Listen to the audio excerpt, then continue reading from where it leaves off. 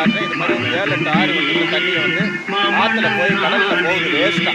இந்த தமிழ்நாடு அரசியல்வாதிகள் ஆந்திராவிலையும் கர்நாடகாவிலையும் கேரளாவிலையும் கெஞ்சிக்கிட்டு கிடக்குறானுங்க.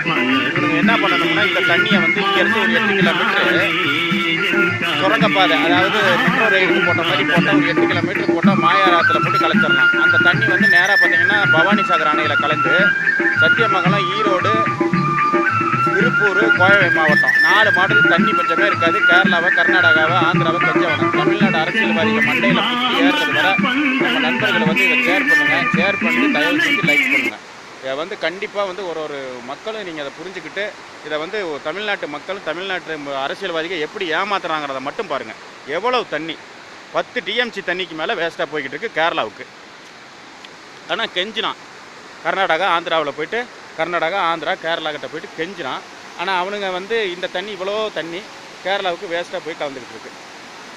இவனு அவங்க மண்டையில் ஏறுறது வர நண்பர்கள் வந்து இதை ஒரு லைக் கொடுங்க. லைக் கொடுக்குறதோட அதை உங்கள் நண்பர்களுக்கு ஷேரிங் பண்ணுங்கள்.